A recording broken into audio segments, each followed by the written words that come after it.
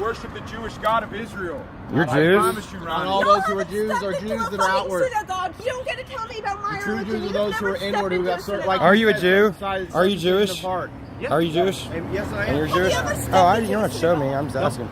You don't, if you've never The taken blood a of step Christ into covers the my synagogue, sins. I don't have to go. I don't have to go into the you synagogue. don't Wait, get are you a god? We actually have a guy that's claimed that. Ronnie, please talk with us. Ronnie, we're concerned for you. I'm concerned for you too.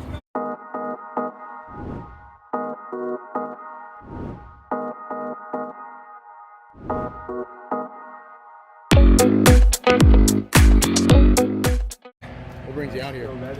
Abolitionist Rising, actually. Okay. Yeah, been to the first conference, decided to come attend the second one. Charlotte? Yeah. Oh, okay. Yeah. It's been interesting. We're catching all the idiots that don't go to school at the schools, you know, bothering kids. Went to the high school the other day, like in the morning.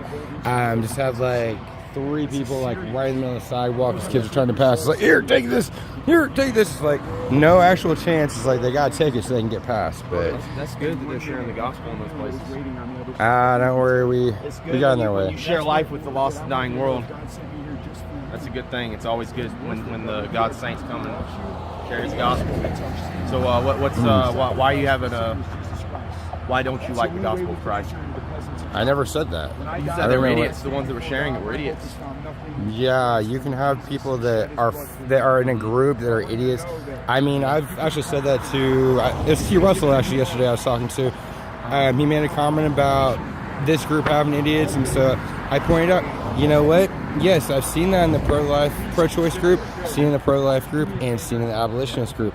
Every group's gonna have idiots. So I mean, just because they're handing out paperwork that you guys have ready or they have ready doesn't mean they're smart. I mean, especially if it's kids trying to get to school. I mean, especially when it gets closer to school time when they need to be rushing to get in there, standing in their way. I mean, it kind of negates the learning. Plus, if they end up going in and are late, they can get in trouble, miss out on education. I mean, if I'm actually okay with like someone standing off the side, you allow people to go by without having them have like this much space where they have to kind of, you know, crowd pass. You know, that can make you an idiot. Right. So I respect people having their opinion, but you know, kind of stay back a little bit. I mean, Right. Well, so do you believe in God? You believe God's real? The God of the Bible? not the God you guys are talking about. Okay. Well, so the Bible says the fool says in his heart there is no God, but the wise like desire wisdom and instruction from God. So I think you and I have completely different definitions of what makes a fool or an idiot. I think the fool is the one that says, you know what, I don't need God. The God that created me, the God that spoke me into existence, I don't need to serve and honor Him, and that somehow. Without the Bible, how can you actually prove that God's real? Because the Bible is written by men. I've had your guys' side actually point out that man is fallible. So if man is fallible, then to take a book written by man saying that it's inspired by God doesn't actually mean that they wrote what God said. It was inspired. They wrote it. They changed it. They made it to their own. I mean, what's in their head is gonna, you know, twist it. I mean, in the Bible, men are the hierarchy. They're the highest one. They're the most important.